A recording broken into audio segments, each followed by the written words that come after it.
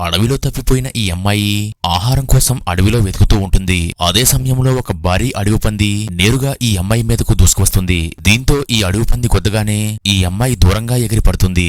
అలాగే ఆ అడవి పంది కోపంగా ఈ అమ్మాయిని చంపేయాలని చూస్తుంది. దీంతో ఈ అమ్మాయి భయంతో అక్కడ నుండి అడవిలోకి పారిపోయి దాక్కుంటుంది. ఇంతలో ఈ అడవి పంది ఆ అమ్మాయి కోసం వచ్చేసరికి అప్పటికే ఆ అమ్మాయి కనపడకుండా దాక్కుంటుంది. ఇంతలో ఒక్కసారిగా ఈ అమ్మాయి వెనక నుండి ఈ అడవి పంది మీదకు దూకి సరిగ్గా దాని భుజం మీద కర్రతో గుచ్చుతుంది. ఇంతలో కర్ర విరిగిపోవడంతో ఆ అడవి పంది అక్కడి నుండి పారిపోతుంది. మళ్లీ అది వెనక్కి రాగా కింద పడిన ఈ అమ్మాయి ఒక్కసారిగా వెనక్కి వెళ్లిపోయి తన దగ్గర ఉన్న కర్ర ముక్కతో నేరుగా ఈ అడవి పంది మెడ మీద పొడుస్తుంది. దీంతో ఊపిరి ఆడక అది అక్కడికక్కడే చనిపోతుంది. నిజానికి ఈ అమ్మాయికి వారం రోజులుగా తినడానికి ఏమీ ఉండదు. దీంతో ఈ అడవి పంది మాంసం తిని తన ఆకలి తీర్చుకోవాలనుకుంటుంది.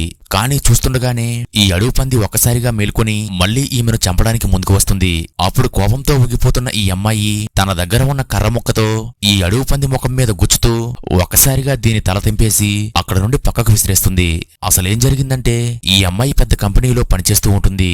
అయితే కంపెనీ పని మీద ఈమె ఒకసారి విమానంలో ప్రయాణిస్తూ ఉంటుంది. కానీ ఆ విమానంలో అనుకోని టెక్నికల్ సమస్య వచ్చి అది ఒక్కసారిగా కూలిపోతూ ఉంటుంది.